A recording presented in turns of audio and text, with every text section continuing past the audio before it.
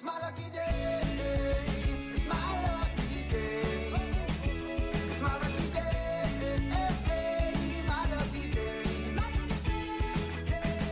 Don't need a pot of gold. Oh, crap. Hi. I was writing something down. Let me get rid of that. Hi, everyone. Welcome to today's show. This is episode 58 of Coffee and Cloud Native, and I am your host for the day. My name is Adrian Goins. Every night, I and my army of bots scour the internet for news and content related to Kubernetes and Cloud Native, and every day you'll find me here to share the bits that I find interesting. It's a curated list of content. I go through around 200 submissions every night, except last night where I was like, you know what? I'm just not going to do anything at all. Actually, that's not true. Last night I decided that I would make today's show all about the Edge. Why the Edge? Because today is the Edge conference. If you have not already registered for this free event, it's at edgeconference.io. You should go register. And there's a special Coffee and Cloud Native show happening at the Edge conference. So that show will be at 3:45 Pacific time, 6:45 Eastern time today. It's a one-day conference. For that show, my boss at Rancher had the idea that perhaps I could do a CNCN show where I just kind of showcase lots of different edgy things. And I thought, yeah, that's a wonderful idea. And over the weekend, I sat down and, over the weekend I filmed it, but over the previous week, I went through all sorts of stuff online. Hang on, I'm trying to get the chat back up. I went through all sorts of stuff online and put together the show. And man, there's just an unreal amount of things happening in edge technology and edge computing and fog computing, which was a word I didn't even know was a real word until last week. I'm not 100% convinced that it's a real word. It was a real word in like 2018, and I think probably all the cool kids stopped using it, and I just never got the memo. So anyway, if you're watching this on YouTube or Twitch or wherever you're watching it, click whatever button tells whoever you're watching it with that you like it so that they tell other people. And join the chat. There's a free community site. We're on Discord. There's all sorts of stuff. And I want to give a special shout out to Tribble today. Tribble's up bright and early, like really early, to catch the show. And I really appreciate that. He got hired for a new job yesterday and he's really excited. I think he's practicing getting up early. So let's get started. Oh, actually, I didn't even tell you what I'm doing today. So there's this Edge thingy later on. And then I wanted to do more Edge stuff today. And there was 5 or 6 Edge things that popped up in yesterday's bot report.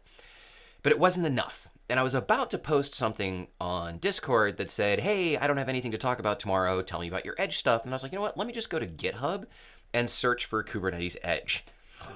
Whoops. Yeah, I found more stuff. And so today, we're just going to talk about stuff. Everything I'm talking about today is in addition to what's actually in my pre-recorded show later on today. So it's a day of the Edge. Let's try not to get cut. Ooh, a joke. Dad joke. So here we are. I pressed that button and a bunch of stuff popped up to cover my browser window. And so, yeah, here we go. Oh, let me resize that. Hold on a second.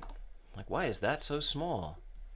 I use this really cool app called Better Touch Tool on Mac, where I can create like little window areas that I can drop windows onto and they resize to certain dimensions. It's pretty cool. Amazon. We like Amazon. We like to make fun of Amazon because sometimes their news is like super not newsy. I feel like there's images missing on this. Hey, there we go. Hello, CSS. So Amazon, let me get that chat window back up, released this yesterday. And this actually was a super, super, super late entrant, whatever. It showed up late last night, and it's about managing edge of the edge deployments with Rancher. It actually doesn't really have a lot to do with Rancher, but what it does talk about is some new stuff that Amazon's got going on with their Snow devices, the Snow family of products. This isn't Jon Snow, or I don't have anywhere to go with that. But they're talking specifically about the Snow Cone and Snowball devices. I had looked at their Snow family of stuff a while ago. Oh, these are all going to refresh because I had to restart Firefox. That's about the Snowball. Let's look at the Snow family. And it's all of these edge thingies. When I first looked at it, I was like, oh, this is like storage. Like you can ship a device to a location, load it up with data, and then ship it back, and Amazon will copy it to an S3 bucket. So it's just essentially a really fast way to transfer data in huge volumes. And when I say really fast, I don't really mean really fast, but if you look at the speed per terabyte of copying it and then mailing it, it's actually faster than alternatives. So they've got a bunch of different things, including the AWS Snowmobile, a 45-foot long ruggedized shipping container. That's just crazy. They've got Snowcone and Snowball. So let's jump back over here. Snowball Edge, 52 vCPUs, which apparently they can't spell vCPU. That's tough when it's your term. 52 vCPUs, 256 gigabytes of RAM, 42 terabyte hard drive, and a bunch of other stuff. And then they've got the Snowcone, which is 2 vCPUs, 4 gigs, and 8 terabytes. And the idea is that you deploy the Snowball Edge somewhere, and then you can deploy Snowcones in more edge locations. It kind of breaks down a little bit when, let's close that so I can see this better. It kind of breaks down a little bit because it looks like they haven't decided if this is for transferring data or if this is for edge computing, because it does both. Let's look over here. They have like pictures on one of these. All right, so they got military guys. That's cool. I don't even know if they're using this. Oh, it was in their video. We're not going to watch the video, but they have a little video somewhere that's like, oh, you can put one of these on a boat, or you can put it on a car, or you can put it on a truck, or you can put it on something. The military application idea actually would use that. So at a forward deployed whatever location, you would have a snowball. And oh, there's the video. You would have a snowball. And then it would like pull updates from the internet over some randomly connected or disconnected link. And then you would put snow cones in like trucks, and they go out and they do stuff. And then when they come back, they get updates from the snowball, and then periodically the snowball connects back. That's a standard edge computing model, and that's cool. But then they also talk about like, put this on a ship, and it'll do real-time blah, blah, blah, you know, for whatever you need a ship to do. And then when it gets to the other side, you can pack it up, and you can take all that data that you were just doing real-time decision-making or ML models or whatever from, and you can ship it back to AWS, and we'll copy it to S3. What I don't like about that is that means that, well, then you don't have one of those devices on the ship to do anything anymore. So I guess you're supposed to get lots of these and like swap them out. And anyway, it's kind of a cool thing if you want an all-in-one solution for fog and edge computing that plugs directly into your AWS environment. Microsoft announced ACRI. Microsoft announced this yesterday, and they are actually talking about this more at today's conference. This is a solution for discovery and interaction with edge devices that they call leaf devices. I talk about some edge technology clustery solutions in my stuff later on. But in all of the ones that I'm talking about, you have to actually configure and figure out how to talk to the actual edge devices. Well, there are apparently some new protocols coming out. Oh, wow, the chat's actually going and I wasn't scrolling. Oh, Ian, very funny. Containers on a ship, fleet management. Ha. I was like, why isn't the chat moving? So you would have to do it yourself. There's some new protocols coming out where leaf devices, whatever these devices are, will actually speak a standard protocol. And I'm not talking like MQTT, but more of a discoverability protocol and a configuration protocol. So with ACRI, it'll automatically find these things for you. And Nuno.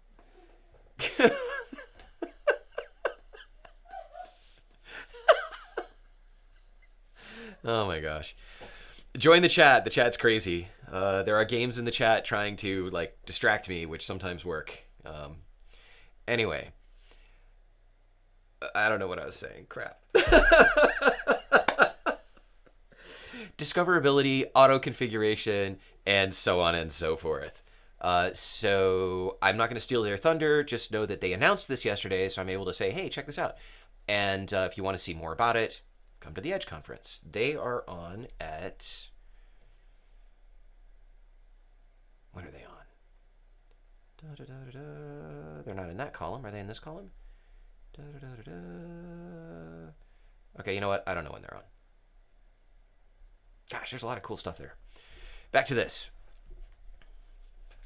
Oh, yeah, so there you go. It's an open source project. That's, well, that's where it is. This article is by senior staff solution architect working in the VMware Cloud Tree. Oh my gosh, I can't talk.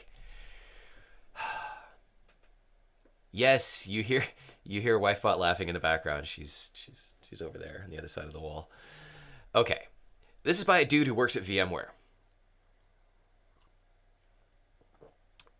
And he points out that, unfortunately, at the moment, vSphere with Tanzu and Tanzu Kubernetes Grid does not work with ESXi ARM Fling. I don't know what Fling is. So instead, he wrote a blog article about how to use K3S.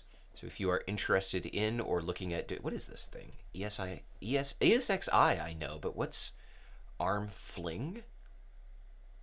Woo! Fling, it's like a thing you throw over your shoulder or something. Really?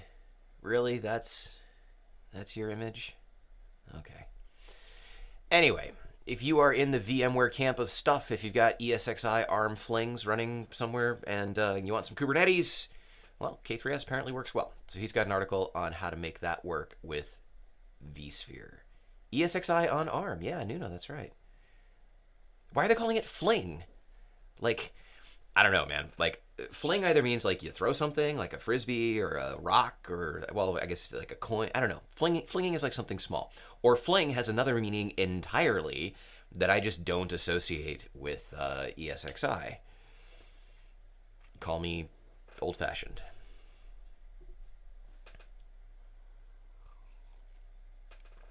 That was as far as I got with... Oh, no, that's not. That's not. I got two more things from yesterday's announcements, and then we're going to get into the weird stuff. ISP Checker is... this was released 4 days ago, and this is a whole platform that a guy built to run on a Raspberry Pi. Actually, I don't know if it's a guy. The person built to run on Raspberry Pi if you want to monitor your ISP. Since my ISP, one of my ISPs, sucks... I thought this was interesting, and it generates Grafana dashboards, and it runs things like speed test and what else has he got going on in here? So it runs on Kubernetes. It's hooked up to Prometheus and Grafana. It does bandwidth monitoring, packet loss. He explains the difference between latency and jitter. If those of you who are in the pfSense OpenSense universe, you should actually look up. There's some cool stuff you can do with jitter that will improve your bandwidth. I can't because my ISP sucks. So he's got all of this stuff, and I thought this was appropriate for an edge type solution, because if you are deploying out in an edge environment where there is, resource constraints or intermittent connectivity, or you're on satellite, or the internet comes by, once a week with a basket of goods and is like, hey, peace out. You could use this to figure out the status of your stuff.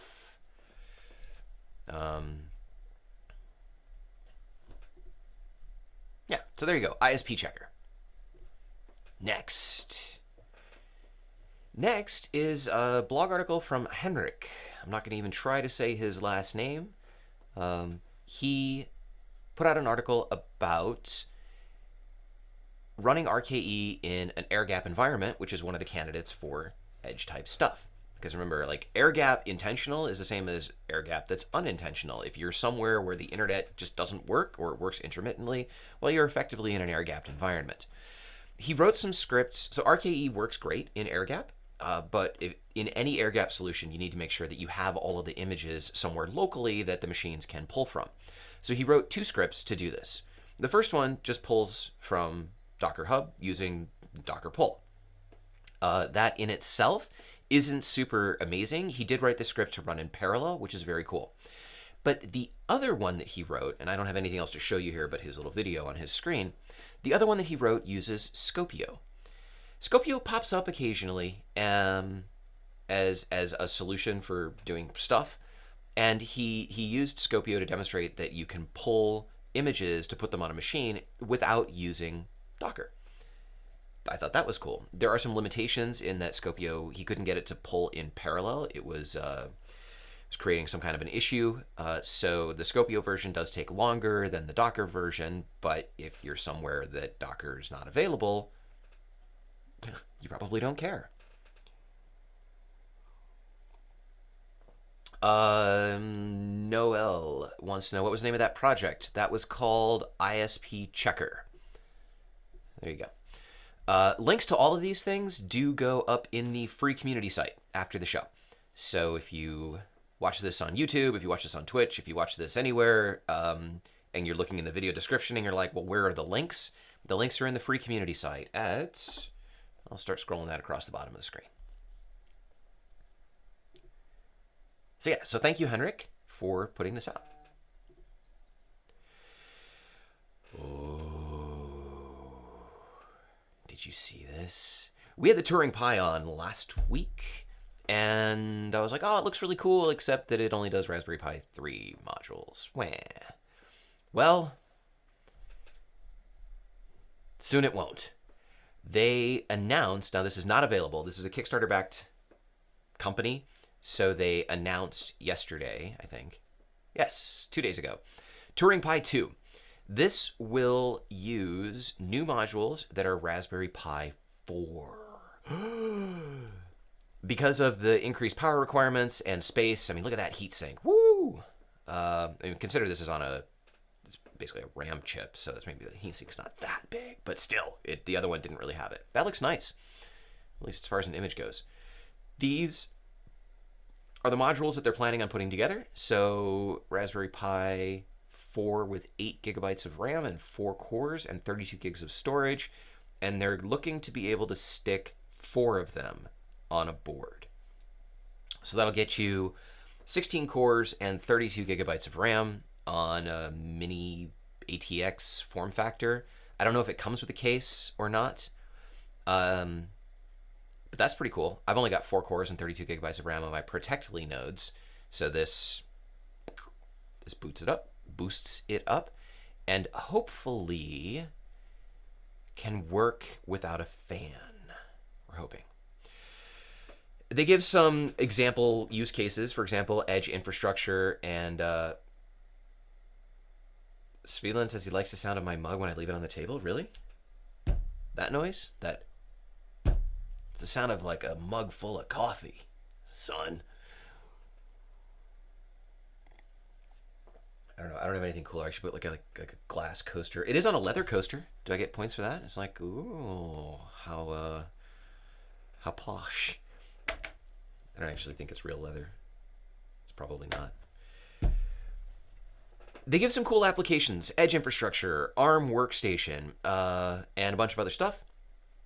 So for example, you could run like a desktop operating system on the first one and bind that to the network port, and then use the other cores and clusters connected into it for communication. It has a managed switch on it, which is pretty cool. It has VLAN support, so layer 2 managed switch with VLAN support. And then, yeah, you can use it as a router. So this is coming out, and I think it's pretty exciting. Now here is where I ran out of things to talk about from yesterday's report. So I went to GitHub and I searched. And JVB says a cow-based coaster would be on brand. Dude, talk to Connie about that. That's a really good idea for some swag. Cow coasters. So I went to GitHub.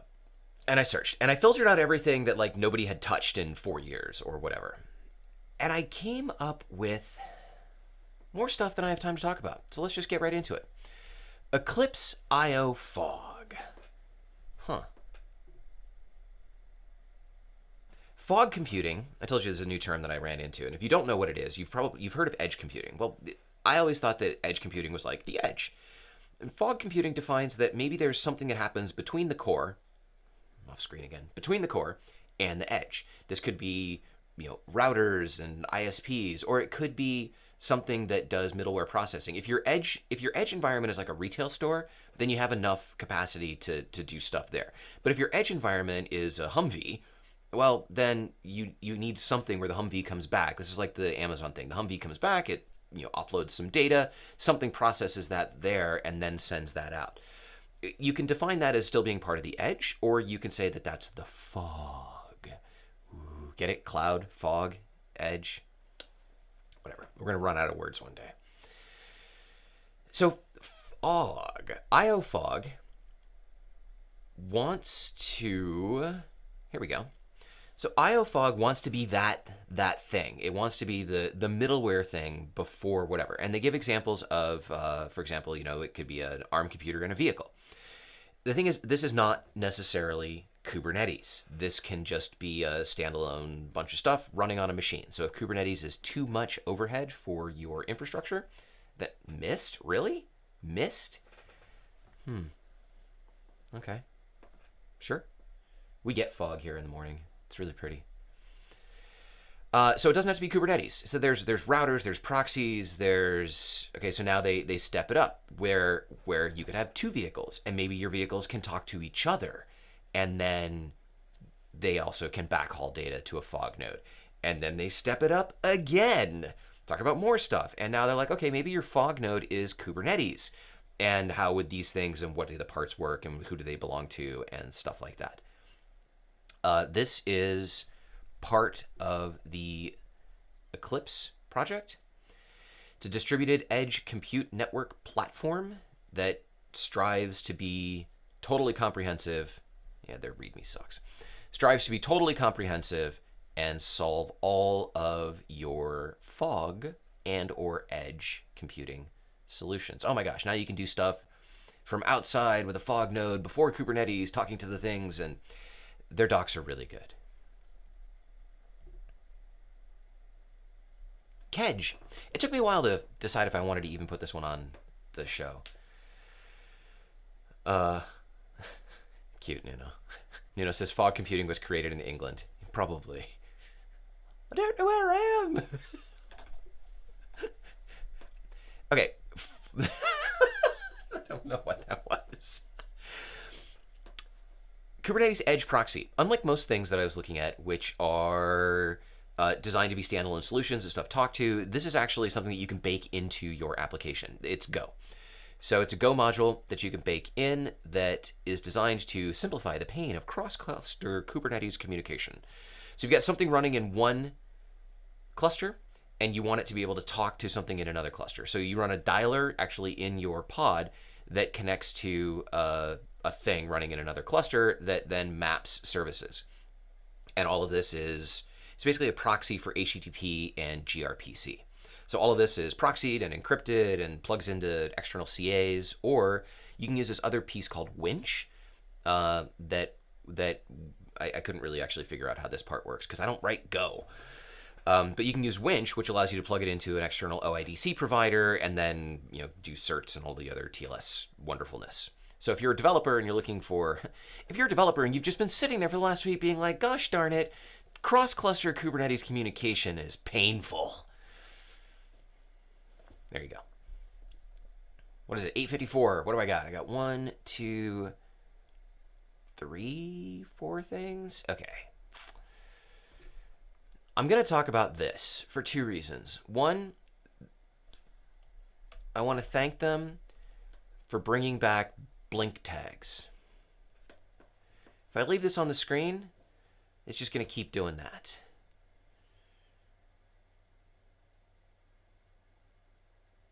It gets really annoying.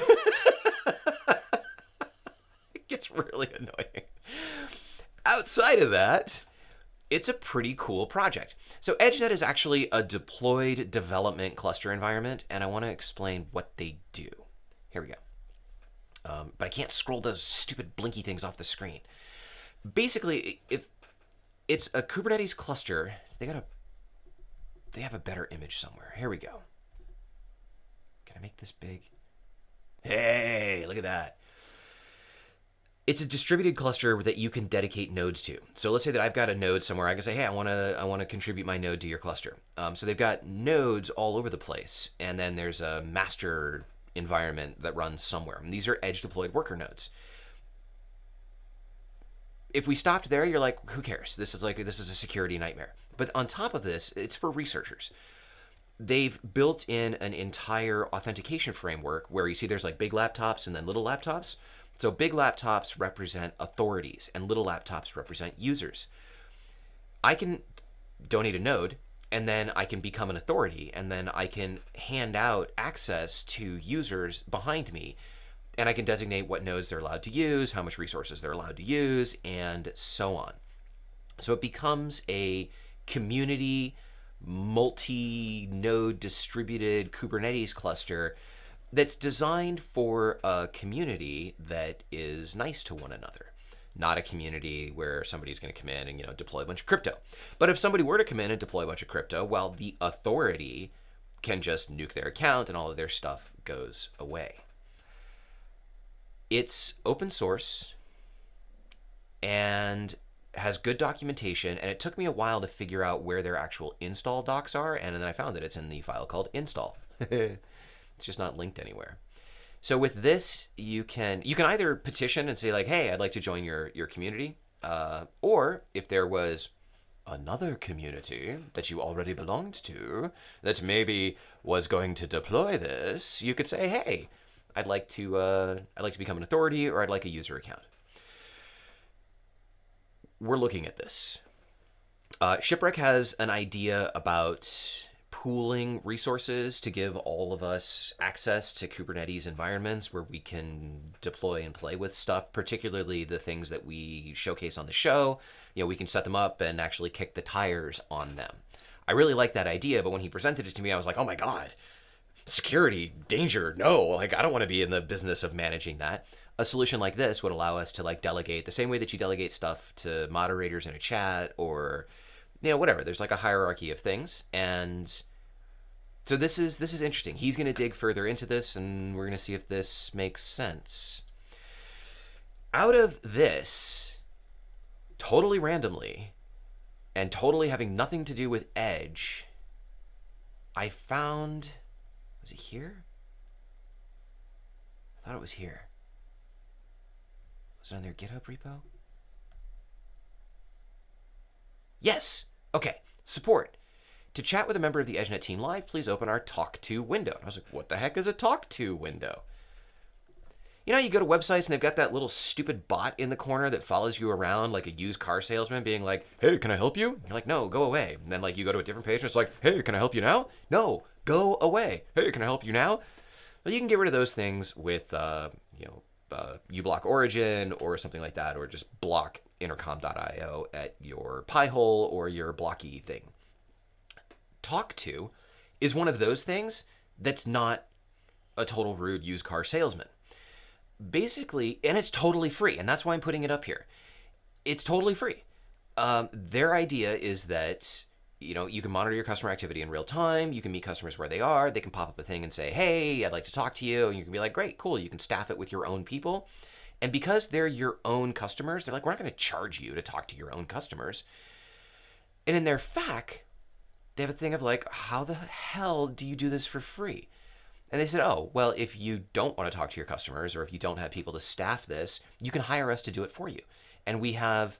it's for $1 an hour if you need professionally trained native-speaking chat agents to help you answer your chats. So it's not one of those stupid bots where... I hate those things. I absolutely hate them because they're like, oh, do you have a question? Yes, and you ask a question, and if it doesn't fall into their simple little stupid machine learning path, after 5 minutes, it's like, oh, I will connect you with an agent. Average response time, 17 days. Y'all can figure out what that meant. So Talk To. I had never heard of this before. I think it's really great. And I don't know if any of you care, but if you're looking at one of those bot things, just know that it'll piss people off. When you piss off customers, they go away. What the heck is this? Oh, this thing. Holy cow. Oh my gosh. I lost so much time trying to figure this thing out, and I'm still not 100% sure that I got it right. OTE stack. This is from Baidu. All right? It's legit. It's on version 3, and basically it supports K3s. Yay! Where's their image? What? Can I open this? No, it just takes me to a stupid thing. Show me this image. Right? Okay. So you got the cloud and the edge. I figured that part out. And then you've got all of this other stuff going on, and it looks like most edge solutions are like a cloud core and an edge core. That's whose thing is that? KubeEdge. And everybody, but that's their basic thing. They've like, we've got, you know, the masters in the cloud, and then they talk to nodes at the edge. Or you can take a Kubernetes cluster and plug it in. This thing does cascading. So wow. So it looks like you can use it to manage edge clusters. You can use those edge clusters to manage further edge clusters and further edge clusters and further edge and further and further and further and I don't know how far it goes, but clearly they're thinking really, really far.